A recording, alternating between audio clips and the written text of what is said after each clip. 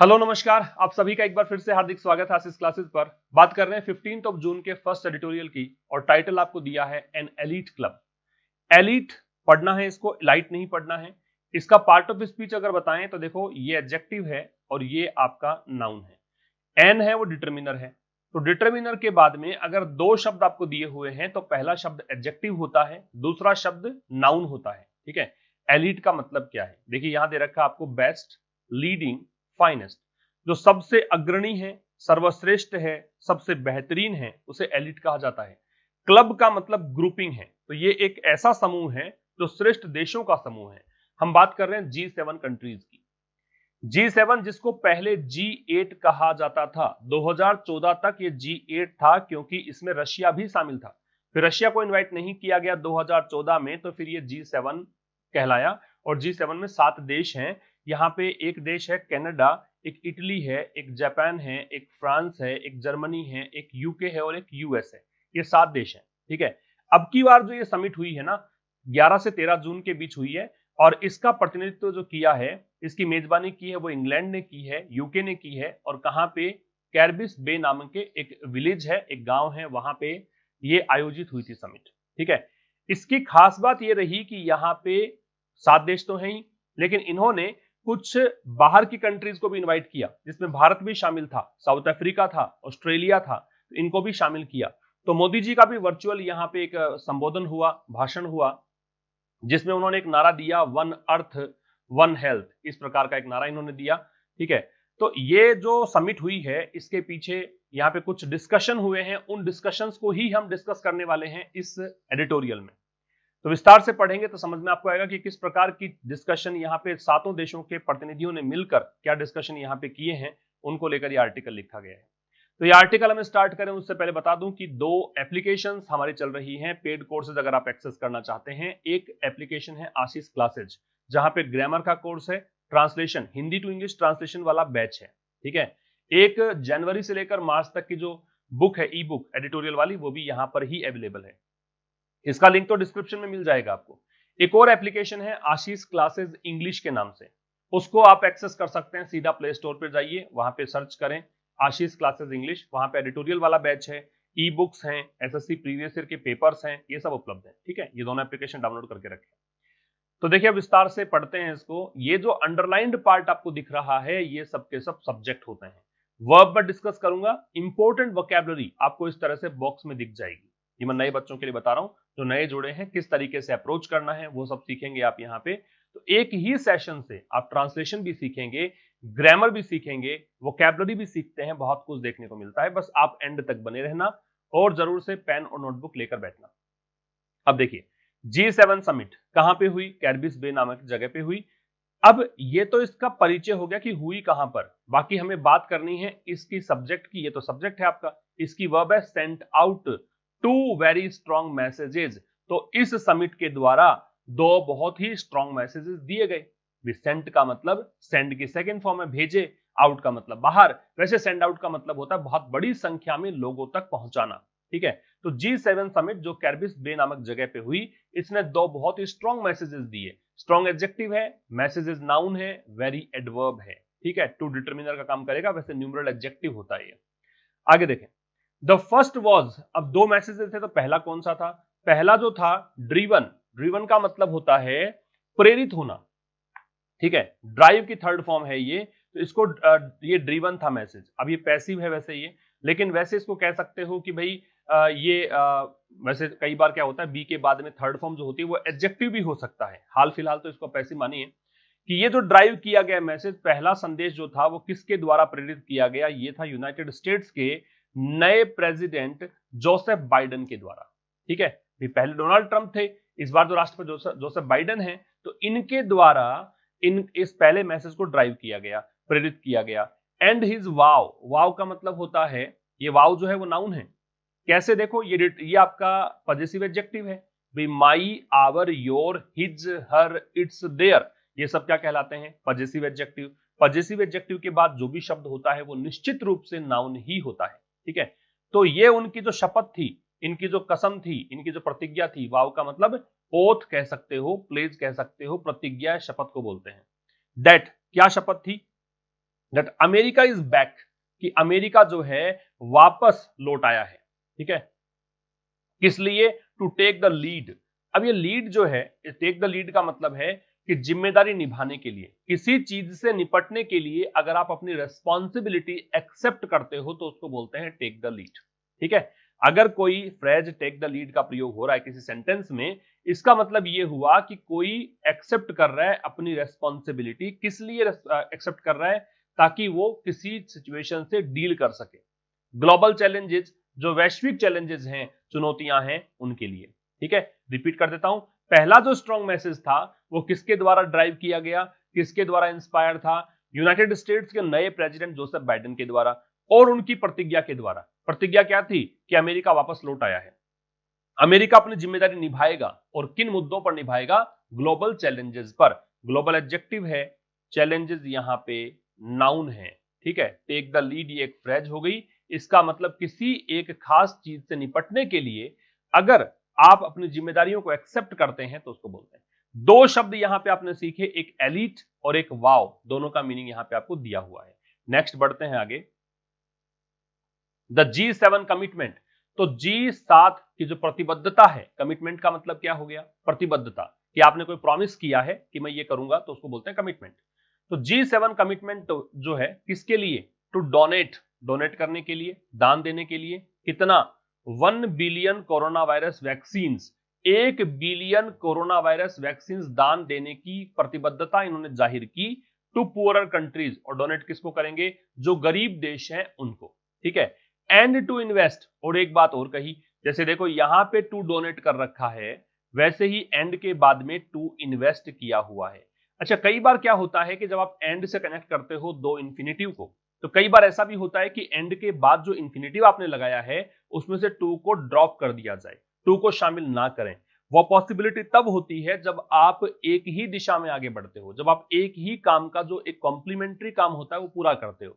जैसे कहें कि कमरे के अंदर जाओ और सो जाओ, है ना। ही, जैसे उसने मुझसे कहा कि कमरे में जाऊं और सो जाऊं, तो he asked me to go into the room and sleep. तो वहां पे टू स्लीप की जरूरत नहीं है, क्योंकि वो उस कमरे में जाकर वो काम जो करना है वो कॉम्प्लीमेंट्री एक्शन है उसका। लेकिन यहाँ पे दो अलग अलग काम अगर हैं तो इसलिए टू का प्रयोग आप दोनों बार कर सकते हो। ठीक है, तो G7 कमिटमेंट क्या था? कि 1 बिलियन कोरोना वायरस वैक्सीन हम दान कर देंगे गरीब देशों को, और 12 ट्रिलियन डॉलर ये हम इन्वेस्ट करेंगे in their combined pandemic recovery plan. इसलिए जो ये G7 देश हैं उनका ये संयुक्त रूप से पेंडेमिक रिकवरी प्लान है। ठीक है, कि संयुक्त रूप से हम इस वैश्विक आपदा, वैश्विक महामारी है कोरोना, इससे कैसे निपटेंगे, कैसे रिकवर होंगे, इसके लिए 12 ट्रिलियन डॉलर के इन्वेस्ट का इन्होंने कमिटमेंट किया। तो ये जो कमिटमेंट है इनका, ये कमिटमेंट डिपेंड करता है, कमिटमेंट सब्जेक्ट है, इसकी वर्ब डिपेंड्स है। सब्जेक्ट सिंगुलर तो वर्ब भी सिंगुलर। डिपेंड करता है किस पर? On US commitments for a large part, कि फॉर ए लार्ज मतलब बहुत बड़ा हिस्सा यूएस यहाँ पे कमिट कर रहा है। तो ये मतलब डिपेंड करता है यूएस के कमिटमेंट्स पर, कि यूएस कितना बड़ा पार्ट यहाँ पे अदा करता है, उस पर सब कुछ डिपेंड करेगा। बात समझ में आ रही? सबसे शक्तिशाली राष्ट्र यूएस ही है, ये 7 देश हैं, यहाँ भी सबसे बड़ा राष्ट्र यूएस ही, ये पावरफुल है। तो यूएस कितना कमिटमेंट अपना यहाँ पे पूरा कर सकता है, कितना बड़ा हिस्सा पूरा कर सकता है, उस पर डिपेंड करेगा कि ये 1 बिलियन कोरोना वायरस वैक्सीन दे देंगे क्या, या 12 ट्रिलियन डॉलर का निवेश कर देंगे क्या। तो G7 कमिटमेंट सब्जेक्ट था, इसकी वर्ब यहाँ पे डिपेंड्स थी। डिपेंड के साथ में ऑन लगता है, तो यहां पे कुछ चीजें आप नोट कर सकते हैं। रिलाई हो तो रिलाई के साथ में ऑन लगाते हैं, अगर बैंक हो तो बैंक के साथ में ऑन लगाते हैं, अगर हिंज हो तो हिंज के साथ में ऑन लगाते हैं, अगर रेस्ट हो तो रेस्ट के साथ में ऑन लगाते हैं। कहने का मतलब जहां पर निर्भरता संबंधी शब्द होगा वहां वहां पर आपको ऑन का प्रयोग करना होता है। क्लियर है? आगे बढ़ते हैं, नेक्स्ट स्लाइड देखिए। द स्पेशल कम्युनिके, ये वर्ड हमने पहले कोई सेशन में डिस्कस किया था, अगर आपको नहीं याद आ रहा हो तो कोई बात नहीं, देखो यहां पे दे रखा है। कम्युनिके का मतलब मैसेज है, अनाउंसमेंट है। वैसे कम्युनिके जो होता है प्रेस रिलीज होती है, जैसे कोई भी मीटिंग हुई, उस मीटिंग में क्या बातें हुई वो प्रेस को आमंत्रित करके बताई जाती है, वो प्रेस रिलीज, वो बुलेटिन, उसको बोलते हैं कम्युनिके। वैसे इसका मतलब मैसेज भी हो सकता है, इसका मतलब अनाउंसमेंट भी हो सकता है। ठीक है, तो विशेष यहां पे जो मैसेज है किसको लेकर? Open societies for the G7 outreach. मैंने अलग कलर में इसलिए यहां पे हाईलाइट कर दिया क्योंकि यहां पे सब्जेक्ट दो हैं, एक सब्जेक्ट स्पेशल कम्युनिके है, दूसरा इनविटेशन है, तो इसको कनेक्ट करने के लिए मैंने इसको अलग कलर में हाईलाइट कर दिया है, तो ये इसी का पार्ट है। ठीक है, तो विशेष जो मैसेज है किस पर, ओपन सोसाइटीज को लेकर। अब ये ओपन सोसाइटी क्या होती है? ओपन सोसाइटी वो सोसाइटी है जहां पे फ्रीडम ऑफ बिलीफ मिले, आप चाहें वो विश्वास वो धर्म अपना सकते हैं, आप पर कोई रेस्ट्रिक्शन नहीं है, वो होती है ओपन सोसाइटी। ठीक है, तो विशेष जो मैसेज है किसको लेकर, ओपन सोसाइटीज को लेकर। For the G7 outreach. Outreach क्या होता है भाई? आउटरीच का मतलब मदद होती है। जब आप, जैसे मान लीजिए आपका ये कोई एक दायरा है, उससे बाहर जाकर अगर कोई काम आप करते हो तो उसको आउटरीच बोला जाता है। आउट का मतलब बाहर, रीच का मतलब पहुंच, तो इसका मतलब हेल्प भी हो सकता है, इसका मतलब अपने दायरे से बाहर जाकर काम करना भी हो सकता है, तो ये होता है आउटरीच। ठीक है, अब देखिए कह रहा है कि स्पेशल जो मैसेज है ओपन सोसाइटीज को लेकर G7 आउटरीच के लिए, कि G7 कंट्रीज यहां पे हेल्प करेगी ओपन सोसाइटीज को लेकर, है ना, ये जो विशेष मैसेज है। और दूसरी बात, यहां पे जो इनविटेशन दिया गया था फेलो डेमोक्रेसी, फेलो मतलब साथी, जो साथ के लोकतंत्र हैं, इनको यहां पे आमंत्रित किया गया था इस मीटिंग में। इसमें भारत शामिल है, ऑस्ट्रेलिया है, south Africa, south Korea and south Africa, इन चारों देशों के प्रतिनिधियों को भी अलाउ किया गया, है ना, इनको इनवाइट किया गया कि आप भी G7 की जो मीटिंग है उसमें संबोधित कीजिए। तो ये दो चीजें जो हुई, एक तो विशेष मैसेज दिया गया ओपन सोसाइटी को लेकर कि हम मदद करना चाहते हैं, G7 भी ओपन सोसाइटीज को लेकर। G7 आउटरीच का मतलब ये है कि हम 7 देश मिलकर हम गरीब देशों की मदद करना चाहते हैं, हम और देशों की हेल्प करना चाहते हैं। इस प्राकृतिक जो ये एक पेंडेमिक जो है, इस वैश्विक आपदा जो है, इससे हम निजात पाने के लिए साथ में मिलकर कंबाइंड एफर्ट्स पुट करना चाहते हैं। तो ये जो चीज है, और साथ में जो इनविटेशन है फेलो डेमोक्रेसीज को, इन लोकतांत्रिक व्यवस्थाओं को, ठीक है, आर ऑल्सो, तो ये दोनों चीजें जो हैं, ये also an extension of his stated commitment. अब ये हिज किसके लिए आ रहा? जोसेफ बाइडेन जो अमेरिका के राष्ट्रपति हैं। तो ये दोनों चीजें हैं, ये भी एक एक्सटेंशन है। एक्सटेंशन क्या होता है? विस्तार। ठीक है, किसका? स्टेटेड कमिटमेंट का। कमिटमेंट प्रतिबद्धता, स्टेटेड जो एक्सप्रेस की गई है, जो कही गई है, तो जो उन्होंने अपने द्वारा अभिव्यक्त एक वादा था उसका एक्सटेंशन है। और क्या वादा था? इन्होंने कहा था, अब देखो क्या कहा था, convening a democracy summit this year, कि इस साल हम एक डेमोक्रेसी समिट को आयोजित करेंगे। कन्वीन का मतलब क्या होता है? ब्रिंग टुगेदर, असेंबल या होल्ड। आयोजित करना कह सकते हो, मीटिंग के लिए इकट्ठा होना कह सकते हो। ठीक है, if people come together to join a meeting, तो उस प्रोसेस को हम कन्वीन करना बोलते हैं। अब ये कमिटमेंट किसके लिए दर्शाया? इसने प्रेपोजिशन के बाद में इसको नाउन बना दिया, इसलिए ये कन्वीनिंग दे रखा है। समझ रहे हो? तो एक तो विशेष मैसेज दिया ओपन सोसाइटीज की हेल्प को लेकर, दूसरा यहां पे इनवाइट किया इन 4 देशों को। तो ये जो उनके द्वारा, जोसेफ बाइडेन के द्वारा जो कमिटमेंट स्टेट किया गया था कि हम डेमोक्रेसी जो है, डेमोक्रेसी समिट आयोजित करेंगे, कि लोकतांत्रिक जो देश हैं उनकी एक इस साल मीटिंग करेंगे, तो उसी को जाहिर करता है, ये उसी का विस्तार है। ठीक है, इवन द स्लोगन, यहां तक कि देखो इवन जो है ना, वो इंफेसाइज करता है, जोर देता है, स्ट्रेस डालता है, एडवर्ब होता है ये।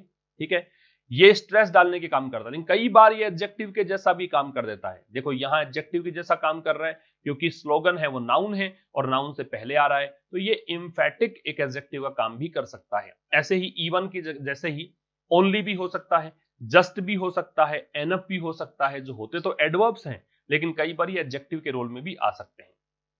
क्या कहना चाह रहे हैं कि यहां तक कि जो स्लोगन दिया गया फॉर द G7 के लिए, क्या स्लोगन दिया गया? Build back better. स्लोगन मतलब नारा होता है, कि ये एक नारा दिया गया, बिल्ड बैक बेटर, कि वापस से हम इस दुनिया को और अच्छा बनाएंगे। हालांकि इसको ऐसा कैसा पढ़ो, इसको ट्रांसलेट मत करो। तो ये एक व्हाइट हाउस टर्म था, मतलब व्हाइट हाउस क्या होता है? व्हाइट हाउस अमेरिका का राष्ट्रपति भवन, वहां से निकला हुआ टर्म था to declare America's economy and jobs recovery plan. किस लिए? कि ये इसलिए इन्होंने बताया कि ये अमेरिका का जो इकोनॉमी और जॉब्स रिकवरी प्लान है उसको बताने के लिए, कि भाई हमारे देश का क्या प्लान है, किसको लेकर? जॉब्स, रोजगार को लेकर और अर्थव्यवस्था को लेकर। तो इन्होंने ये एक टर्म दिया G7 कंट्रीज के लिए, एक नारा दिया, बिल्ड बैक बेटर। ठीक है, ये आपके करंट अफेयर्स में पूछ सकते हैं इस बार। तो स्लोगन जो सब्जेक्ट है इसकी वर्ब यहाँ पे क्या है, वॉज है, और बाकी कुछ सीखने लायक जो चीजें थी वो कम्युनिकेट और कन्वीन थी। ठीक है, इससे आगे बात करते हैं नेक्स्ट स्लाइड में। देखिए द सेकेंड मैसेज, दूसरा मैसेज। अभी तक तो हमने बात करी है पहले मैसेज की जो अमेरिका की तरफ से था। दूसरा मैसेज क्या था, तो सेकेंड मैसेज जो था इसकी वर्ब वॉज है द कॉन्सेंसस। कॉन्सेंसस क्या होता है, अग्रीमेंट होता है, कंकरेंस होता है, कहने का मतलब सहमति कह सकते हो। आपस में अगर आप किसी मुद्दे को लेकर अग्री हो जाते हो तो वो प्रोसेस जो है वो कॉन्सेंसस कहलाता है। अगर मैं आपसे पूछूं कि ये कॉन्सेंसस का पार्ट ऑफ स्पीच क्या है, तो आपको कहना चाहिए कि ये एक नाउन है। क्यों, क्योंकि दैट डिटर्मिनर है, डिटर्मिनर के बाद दे रखा है तो नाउन है ये। अमंगस्ट है वो प्रेपोजिशन है। ठीक है, अमंग और अमंगस्ट आजकल की इंग्लिश में कैसे भी यूज करो कोई फर्क नहीं पड़ता। और वैसे इसका एक बेसिक सा अंतर बता देता हूं, जैसे द का प्रयोग बाद में दे रखा है, अगर द बाद में दे रखा हो तो दोनों ही यूज हो सकते हैं, है ना। Either of the word can be used among और amongst whenever the is there after them. अगर द नहीं है तो फिर आपको देखना पड़ता है कि वर्ड का फर्स्ट लेटर का साउंड कैसा है। If there is consonant sound तो आपको यूज करना है अमंग, अगर वाउल साउंड है, स्वर ध्वनि है, तो फिर आपको यूज करना है अमंगस्ट। अदरवाइज आजकल की इंग्लिश में ऐसा कोई एरर वाला प्रश्न नहीं आता है, दोनों का बिना किसी अंतर के यूज आप कर सकते हो। तो जो दूसरा मैसेज था वो मैसेज था कि अग्रीमेंट हुआ, यहां पे सहमति बनी किसमें, Among Us the 7 member countries on countering China. Counter का मतलब क्या होता है, काउंटर का मतलब होता है विरोध करना, अपोज करना। इसके लिए आप एक सिनोनिम लिख लीजिए अपोज, कि चाइना के विरोध में सब मिलकर सामने आएंगे, ये सातों देश सामने आएंगे, इस बात पर इन सभी में सहमति बनी। तो यहां पे समझिए सेकंड मैसेज सब्जेक्ट था, वॉज वर्ब थी, कॉन्सेंसस यहां पे नाउन है, काउंटरिंग यहां पे नाउन ही है क्योंकि ये प्रेपोजिशन का ऑब्जेक्ट है। ठीक है, आगे देखिए द फाइनल G7 कम्युनिके, जो अंतिम G7 का जो मैसेज है, कम्युनिके पढ़ा हमने पिछले स्लाइड में, ये प्रेस रिलीज भी होता है, ये बुलेटिन भी होता है, ये मिसिव भी होता है, ये मैसेज भी होता है, ये अनाउंसमेंट भी होता है। तो अंतिम जो यहां पे अनाउंसमेंट है, holds no less than 4 direct references to China. एक बात समझिए, रेफरेंस के साथ टू लगता है, रेफरेंस का मतलब इशारा कह सकते हो, संकेत कह सकते हो। नो लेस देन का मतलब कम से कम इतना तो है ही, कम से कम इतना तो है ही, इससे ज्यादा ही हो सकता है।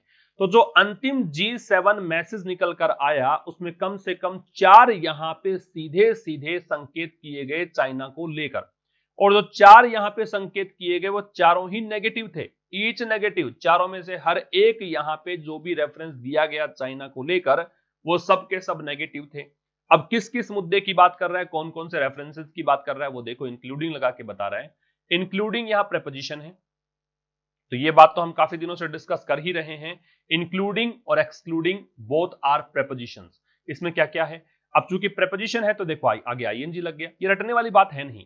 प्रेपोजिशन अपने बाद में आईएनजी इसलिए रहता है क्योंकि preposition requires an object, preposition को एक ऑब्जेक्ट की जरूरत पड़ती है। ठीक है, और ऑब्जेक्ट जो है, अगर किसी वर्ब को ऑब्जेक्ट आप बनाना चाहते हो तो उसके लिए आपके पास एक ही ऑप्शन होता है और वो है आईएनजी को प्लेस कर देना, यही एक तरीका है। ठीक है, तो इन 4 रेफरेंसेस में से कौन कौन सी बातें हैं, एक तो बीजिंग, बीजिंग जहां नाम आ गया इसका मतलब चाइना की बात कर रहे हैं, चाइना की राजधानी है। न्यू दिल्ली की बात करते हैं इसका मतलब भारत की बात कर रहे थे, समझ रहे हो। अगर आप वॉशिंगटन कहते हो तो यूएस की बात कर रहे हो, लंदन कहते हो तो यूके की बात कर रहे हो, तो राजधानी का मतलब उस देश से मतलब है। तो इन 4 रेफरेंसेस में शामिल है एक तो बीजिंग को क्रिटिसाइज करना, मतलब चाइना की आलोचना करना, किसके लिए, for its rights record. Rights record का मतलब ये ह्यूमन राइट्स की बात कर रहा है। ठीक है, रिकॉर्ड का मतलब यहां पे इस स्तर का इन्होंने ह्यूमन राइट्स का वायलेशन किया है, किस एक्सटेंट तक, किस हद तक, किस डिग्री तक इन्होंने मानवाधिकार का यहां पे उल्लंघन किया है उसकी बात कर रहे हैं। ठीक है, तो यहां पे शामिल है बीजिंग को क्रिटिसाइज किया गया 7 देशों के द्वारा कि जो शिनजियांग नामक जगह है और जो लोकतांत्रिक एक देश है, लोकतांत्रिक जो फ्रीडम्स है हांगकांग में, इन सब का उल्लंघन किया गया चाइना के द्वारा। वहां पे मानवाधिकार जो चीजें हैं, मानवाधिकार वाली चीजें हैं, उनका उल्लंघन किया गया, उसका वायलेशन किया गया, इसकी इन्होंने आलोचना करी। दूसरा, it's non market policies and practices. It's यहां पे चाइना के लिए आ गया, बीजिंग के लिए आ गया, पॉजिटिव एडजेक्टिव है। तो इसकी जो नॉन मार्केट पॉलिसीज है, मतलब नॉन मार्केट पॉलिसीज का मतलब क्या होता है भाई, कुछ तो ऐसी कि एक वैश्विक बाजार के नियमों के हिसाब से आप पॉलिसीज बनाओ, प्रैक्टिसेस लेकर चलो, और कुछ ऐसा जो आप वैश्विक बाजार के नियमों के अनुसार नहीं चलो, अपने खुद के नियम आप लगाओ, कुछ चीजें आप बिल्कुल अनफेयर तरीके से डील करो, उसको बोलते हैं नॉन मार्केट पॉलिसीज। तो दूसरी चीज क्या थी? दूसरी चीज यहां पे बात करी इकोनॉमी के फ्रंट पर, यहां पे चाइना जो नॉन मार्केट पॉलिसीज या प्रैक्टिसेस यहां पे चलाता है उसकी आलोचना की गई। साथ में यहां पे क्या किया गया? Concerns over its reactions in the China seas. तो चाइना जो सागर है, चाइना मतलब जो चीन सीज है, चाइना सीज है, वहां पे जो इसके एक्शंस हैं, जो ये काम कर रहा है चाइना, उस पर चिंता व्यक्त की गई। कंसर्न का मतलब वरीज, चिंता व्यक्त की गई। और चौथी बात क्या थी? And demand for a transparent investigation. यहां पे डिमांड की गई किसकी? ट्रांसपेरेंट इन्वेस्टिगेशन की। इन्वेस्टिगेशन होता है जांच पड़ताल, इसके साथ देखो इनटू लग रहा है।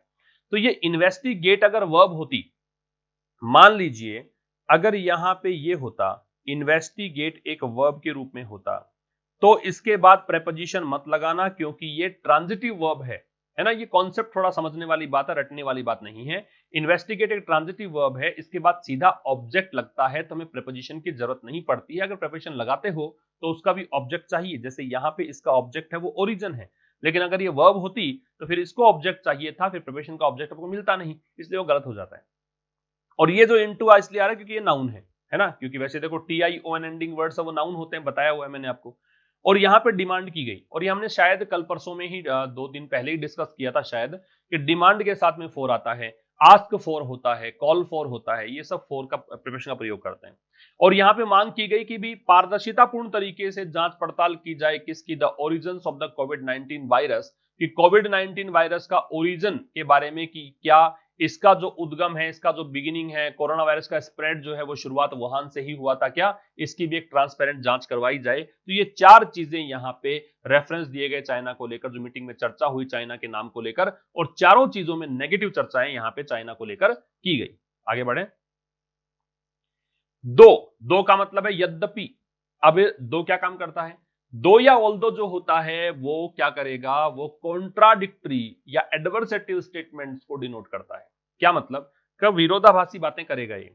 जैसे आप बहुत इंटेलिजेंट है लेकिन आप अंग्रेजी आपको समझ में नहीं आती है, तो ये है विरोधाभासी बातें। ठीक है। वह बहुत अमीर है लेकिन वो साइकिल भी नहीं खरीद सकता, तो ये है विरोधाभासी बात।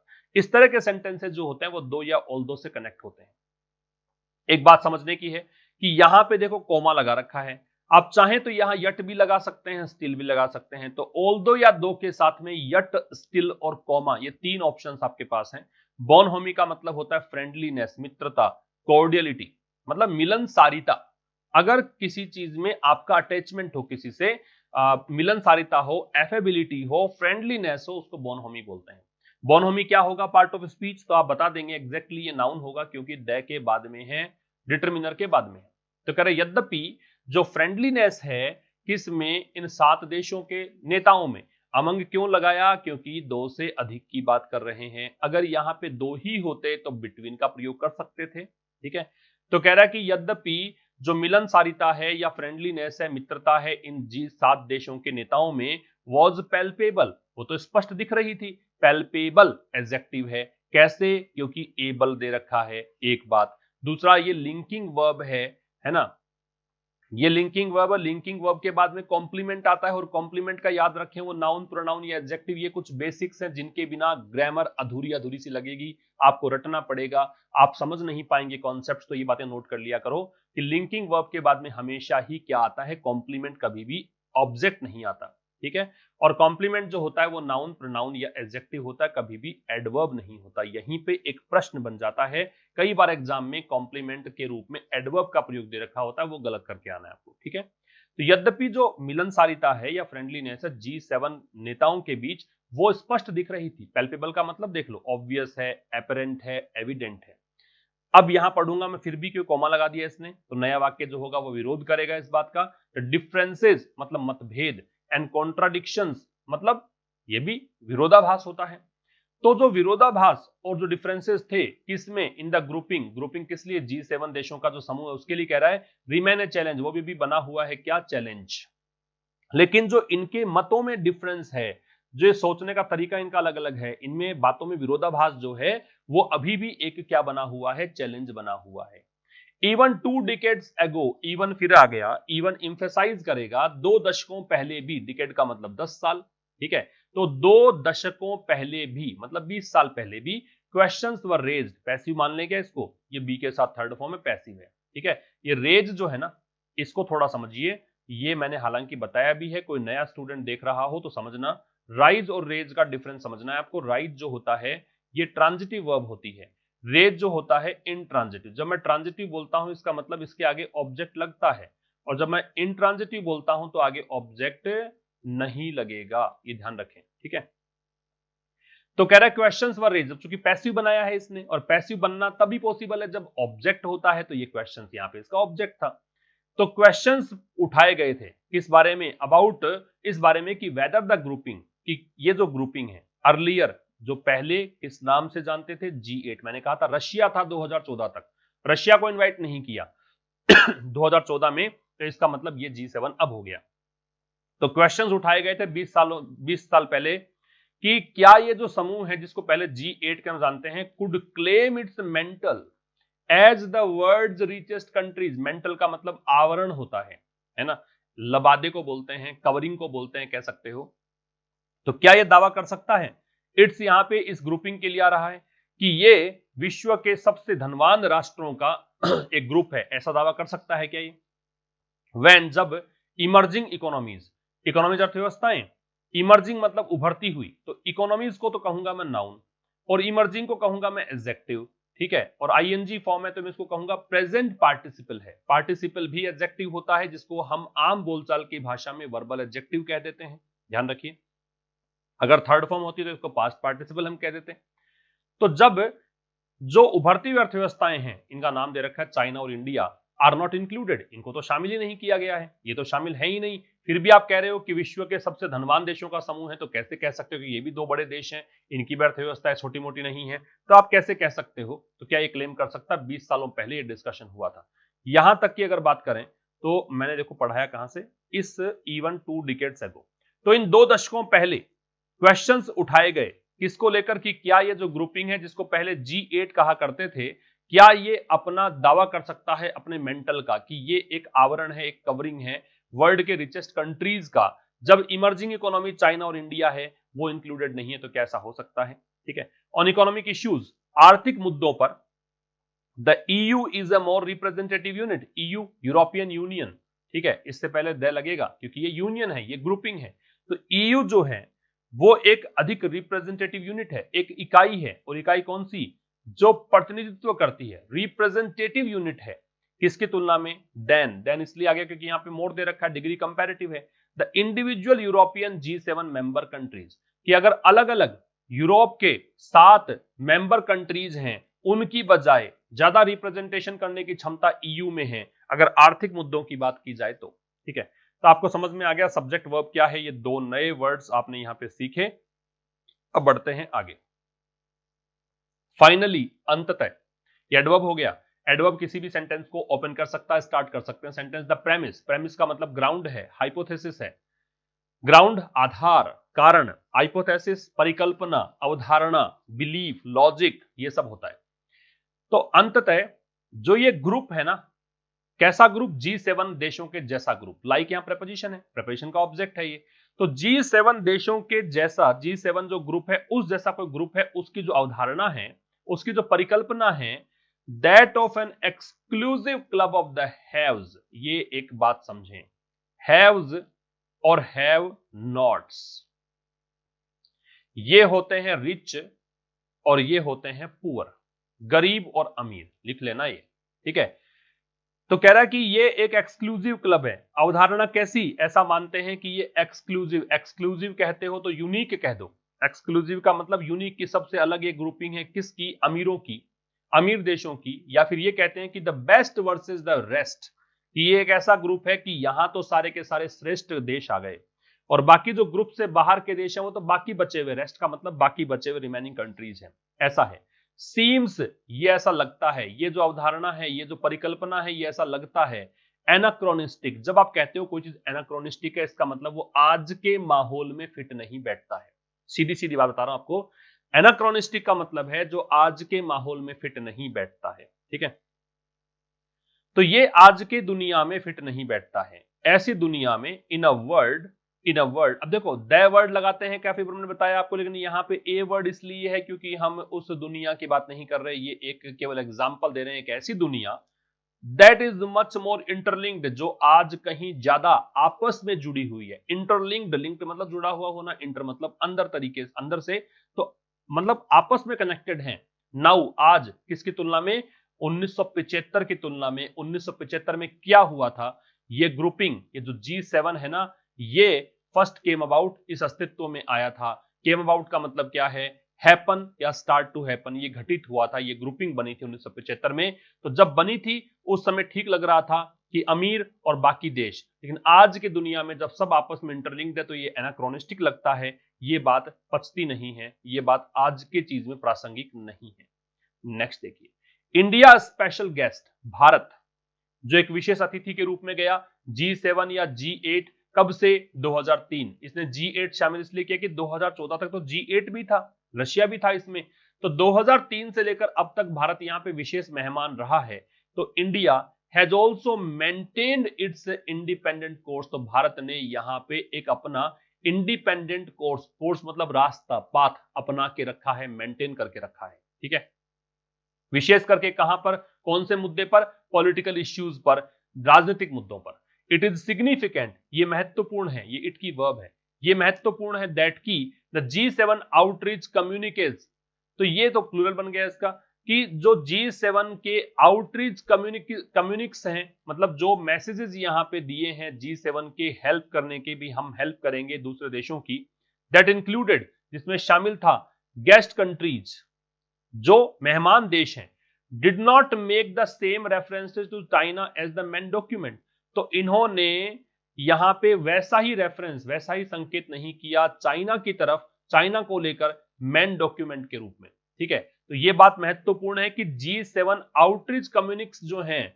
मतलब G7 ने जो हेल्प संबंधी जो मैसेजेस दिए हैं जिसमें गेस्ट कंट्रीज शामिल थी, तो इसमें इन G7 आउटरीच कम्युनिक्स में मेन डॉक्यूमेंट के रूप में चाइना पर कोई टिक्का टिप्पणी नहीं की, मतलब मुख्य रूप से बातचीत चाइना को लेकर ही कही गई हो, ऐसा नहीं है। द MEA ऑफिशियल्स, ये है ministry of external affairs, Bharat का विदेश मंत्रालय, इसके जो अधिकारी हैं उन्होंने क्लैरिफाई किया, क्लैरिफाई का मतलब टू मेक क्लियर, इसका मतलब है मेक क्लियर, स्पष्ट कर देना। तो इन्होंने स्पष्ट कर दिया दैट चाइनीज अग्रेशन, कि चाइना की जो आक्रामकता है, was not raised at the outreaches, कहने का मतलब चाइना का जो एग्रेशन है वो रेज नहीं, मतलब चाइना यहां भड़क गया था। इनके बयानों से चाइना ने कहा कि वो टाइम गया जब कुछ देश मिलकर पूरे विश्व की डिसीजन ले सकते थे, आज वो बात नहीं है, ये चाइना ने कहा था। तो MEA ऑफिशियल जो है उन्होंने क्लैरिफाई किया कि चाइना का अग्रेशन जो है वो इन आउटरीचेस को लेकर नहीं आया था। ठीक है, ये आउटरीच का मतलब कि जो ये जो देश है मदद करना चाहते हैं, ये अपने परिधि से बाहर जाकर बात कर रहे हैं, इसको लेकर नहीं आया था। विच फोकस्ड, अब ये अग्रेशन जो है उसकी बात कर रहा है, ये अग्रेशन तो फोकस्ड था किस पर, पेंडेमिक पर, क्लाइमेट चेंज पर, डेमोक्रेटिक फ्रीडम्स पर। कहने का मतलब ये जो आउटरीचेस थे ना, जो यहां पे संदेश दिए गए कि हम बाहर जाकर हेल्प करेंगे, ये भी किसके लिए आ रहा है भाई, ये फोकस्ड थे किस पर, कि हम तो बात इसकी कर रहे थे, वैश्विक महामारी की बात करी यहां पे, जलवायु परिवर्तन की बात करी और लोकतांत्रिक आजादी की बात करी, ये सब हमारे डिस्कशन के बिंदु रहे। आगे देखिए, इंडिया वॉइस्ड कंसर्न, तो वॉइस का मतलब है एक्सप्रेस करना, अभिव्यक्त करना, तो भारत ने यहां पे चिंता जाहिर की किस बारे में, अबाउट सम क्लॉजेज। क्लॉज का मतलब होता है, एक तो देखो उपवाक्य होता है क्लॉज, जिसमें मैं कहता हूं सब्जेक्ट है वर्ब है, एक क्लॉज का मतलब होता है किसी चीज का पार्ट। ठीक है, जो भी आपने कम्युनिके यहां पे दिया है, ज्वाइंट कम्युनिके दिया है, संयुक्त यहां पे वक्तव्य दिया है, संयुक्त संदेश दिया है, उसका कुछ पार्ट। ठीक है, तो भारत ने चिंता जाहिर की है, जो यहाँ पे ज्वाइंट कम्युनिके आया है ओपन सोसाइटीज को लेकर, शुरुआत में था ना स्ट्रॉन्ग मैसेज दिया था ओपन सोसाइटी को लेकर, तो इसको लेकर जो भी यहाँ पे कुछ पार्ट्स कहे गए हैं, उन कुछ हिस्सों को लेकर भारत ने चिंता व्यक्त की है, विच कंडेम्ड। अब यहाँ पे जो ज्वाइंट कम्युनिके था ना, उसमें कंडेम किया गया, निंदा की गई, जो सातों देशों ने कहा, उन्होंने जो एक संयुक्त वक्तव्य दिया, संदेश दिया, उसमें निंदा की। कंडेम का मतलब क्रिटिसाइज करना, किस चीज पर, राइजिंग ऑथोरिटेरियनिज्म, ये होता है तानाशाही, डिक्टेटरशिप, इस ऑथोरिटेरियनिज्म को आप कह सकते हैं डिक्टेटरशिप। ठीक है, या टायरेनी कह सकते हो, निरंकुशता। इन्होंने कहा कि बढ़ती हुई तानाशाही की निंदा की थी। नेट शटडाउन, इन्होंने निंदा की थी कि इंटरनेट बंद कर दिए जाते हैं। मैनिपुलेशन ऑफ इंफॉर्मेशन, जो सूचना है उसको तोड़ मरोड़ कर प्रस्तुत करते हैं। मैनिपुलेशन का मतलब डिस्टोर्शन हो सकता है। मैनिपुलेशन का मतलब डिस्टोर्शन, कि कोई भी चीज है उसका मूल स्वरूप चेंज करके बिल्कुल बदल देना। ठीक है, वैसे इन्फ्लुएंस या कंट्रोल करने को भी बोलते हैं, कि कोई सूचना आप आगे स्प्रेड ही नहीं होने दो, कोई बात है वो आगे लीक ही नहीं होने दो, अपने तक ही रखो। मतलब कोई चीज जो विश्व हित में है, कोई विश्व के देशों तक पहुंचने ही ना दो, ये भी हो सकता है। एंड राइट्स वायलेशन, मतलब मानवाधिकार, जो मानवाधिकार है उनका उल्लंघन। वायलेशन का मतलब होता है इन्फ्रिंजमेंट, उल्लंघन, इन्फ्रिंजमेंट। ठीक है, तो कह रहा है कि भाई भारत ने यहां चिंता जाहिर की तो इंडिया की अब तो वॉइस्ड है। किसके बारे में? कुछ क्लॉजेस, कुछ पार्ट्स के बारे में। किसके पार्ट? जॉइंट कम्युनिके के, जो ओपन सोसाइटीज को लेकर कहा गया। और उन क्लॉजेस में क्या था? उसमें यह था कि भाई निंदा की गई बढ़ते हुए तानाशाही पर। ये तो हो गया नाउन, और राइजिंग हो गया प्रेजेंट पार्टिसिपल। नेट शटडाउन पर, इंफॉर्मेशन के मैनिपुलेशन को लेकर, राइट्स वायलेशन को लेकर, ये वो क्षेत्र हैं। भारत ने क्यों आपत्ति दर्शाई, ये बता रहा लेखक कि ये वो क्षेत्र हैं जहां मोदी गवर्नमेंट जो है अक्सर इसको खुद को ही क्रिटिसाइज किया गया है। पैसिव है बीन के साथ थर्ड फॉर्म। तो मोदी सरकार को खुद को यहां पे आलोचना झेलनी पड़ी है इन मुद्दों पर। 370 जब स्क्रैप किया गया था तो नेट शटडाउन किया गया था। ठीक है, राइट्स वायलेशन, जम्मू कश्मीर के लोगों ने कहा कि हमारे अधिकारों का उल्लंघन हो रहा है। ठीक है, वहां कहा गया तानाशाही बढ़ रही है सरकार की। तो ये सब मोदी सरकार ने खुद ने क्रिटिसिज्म झेला इसको लेकर। तो इसने कहा कि हमें आपत्ति है इन चीजों, चिंता जाहिर की है इन मुद्दों पर। आगे देखें, addressing the session on open societies. अब यहां पे है मोदी जी ने क्या कहा एड्रेस करने में, तो संबोधित करते हुए प्रेजेंट पार्टिसिपल है। द सेशन, इस सत्र को, सत्र क्या था? ओपन सोसाइटीज को लेकर। तो ओपन सोसाइटीज को लेकर सेशन जो संबोधित किया उसमें mister Modi said, mister Modi ने कहा, ये इसकी वर्ब है, दैट कंजंक्शन है, India is a natural ally. Natural ally का मतलब, अलाई का मतलब मित्र होता है ना। नेचुरल अलाई का मतलब होता है जहां कॉमन इंटरेस्ट शेयर करते हो। जो 7 देश सोचते हैं G7 कंट्रीज के, वही आपकी भी चिंताएं हैं, वही सोच आपकी भी है, कॉमन इंटरेस्ट आपके हैं, तो उसको बोलते हैं नेचुरल अलाई। तो मोदी जी ने कहा कि हम तो G7 के नेचुरल अलाई हैं। इन द प्रेजेंट, वर्तमान में, the government will be expected, passive वही से ये विल बी एक्सपेक्ट बी के साथ थर्ड फॉर्म है। वॉक द टॉक का मतलब जितना बोले उतना ही काम करे, जैसा बोले वैसा ही काम करे, अपने जो आपने वादे किए हैं उसके अकॉर्डिंग काम करे, वो होता है वॉक द टॉक। तो यहाँ पे वर्तमान में सरकार से ये आशा की जाएगी कि सरकार ने जो कमिटमेंट्स किए हैं G7 आउटरीच में, वो प्रतिबद्धताएं सरकार यहाँ पे पूरा करे। स्पेशली, विशेष करके किस क्षेत्र में? इंफॉर्मेशन क्लैम्पडाउन, सूचनाओं को दबा लिया जाता है। क्लैम्पडाउन का मतलब आप कह सकते हो सप्रेशन। ठीक है, थोपना जो होता है ना, इंपोजिशन जो होता है, कि सूचनाओं को दबा लिया जाता है, वो चीजें नहीं होनी चाहिए। इस ये एक्सपेक्ट किया जाता है, गिवन दैट, ये देखते हुए, गिवन यहाँ प्रेपोजिशन है, इसका मतलब है कंसीडरिंग। ठीक है, गिवन का मतलब, गिवन एक प्रेपोजिशन होता है, इसका मतलब कंसीडरिंग। तो जिसमें ये देखते हुए कि India had the largest number of internet shutdowns in 2020, की 2020 में पूरे विश्व में सबसे ज्यादा संख्या में अगर इंटरनेट शटडाउन हुआ तो भारत में हुआ था। इसको देखते हुए सरकार से एक्सपेक्टेशन है कि आपने जो प्रतिबद्धताएं वहां जाके भाषणबाजी आपने जो की है उसको पूरा भी करें, जो बोला है उसको पूरा भी करें। ठीक है भाई, तो ये आपका एडिटोरियल था आज का। अब रिवीजन देखते हैं। रॉकी, रॉकी का मतलब, एक बार इसका कलर चेंज कर लेता हूं, ये कल के सेशन में हमने देखा था। रॉकी का मतलब होता है शेकी, या फिर आप कह सकते हो वीक, जो कमजोर है, जो अनस्टेबल है, जो अस्थिर है, उसे बोलते हैं रॉकी। फिर इसके बाद में सिक्वेंशियल, सिक्वेंशियल का मतलब बैक टू बैक होता है, बैक टू बैक, एक के बाद एक, या सक्सेसिव कह सकते हो। प्रोग्नोसिस का मतलब फोरकास्ट होता है, या फिर इसे प्रेडिक्शन कहते हैं, पूर्वानुमान कह दीजिए, भविष्यवाणी कह दीजिए। हाइपोथेसिस, ये कल के सेकंड एडिटोरियल का था, इसमें आप कह सकते हो इसको, एक मिनट, ये सेकंड एडिटोरियल का पार्ट था भाई, इसमें आप ये कह सकते हो कि ये लॉजिक कहला सकता है। ठीक है, ये तर्क हो सकता है, ये हिंट हो सकता है, संकेत हो सकता है, ये आपका क्लू हो सकता है, साइन हो सकता है, इसको कंजक्चर या स्पेक्युलेशन भी बोलते हैं, अनुमान, अवधारणा, स्पेक्युलेशन या कंजक्चर ये भी कहा जा सकता है। लीड का मतलब क्या है, ये लीड के नोट कर लेना आप, ये हिंट क्लू, ये मैंने इसकी जगह पे ये ना करके इसको, एक मिनट, इसको आप ऐसे कर लो कि जो हाइपोथेसिस है इसका तो आप ऐसे लिख लो, कंजक्चर है मतलब अनुमान या अवधारणा, कंजक्चर है या फिर स्पेक्युलेशन है या फिर लॉजिक है, तर्क है, ठीक है, आर्ग्यूमेंट है। लीड का कर लो, हिंट है या आप इसके लिए साइन कह सकते हो, क्लू कह सकते हो, संकेत। वैसे लीड अग्रणी होता है, लीड का आगे बढ़ाना होता है वर्ब के रूप में, नाउन के रूप में लिया था, कल के सेकंड एडिटोरियल में दे रखा था। अब फाइनेंशियल एक्सप्रेस की बात करते हैं। देखो एलिवेटेड, एलिवेटेड का मतलब क्या होता है, रेज्ड या हाई, रेज्ड कह सकते हो, हाई कह सकते हो। तो जो एलिवेटेड, जो मतलब हाई, ग्लोबल कमोडिटी प्राइस, वैश्विक जो वस्तुओं की कीमतें हैं, जो हाई प्राइसेस हैं। दूसरा हाईली टैक्स्ड ऑटो फ्यूल्स, जो ऑटो फ्यूल्स हैं, पेट्रोल डीजल हैं, मतलब जिन पर बहुत ज्यादा टैक्स लगाया गया है।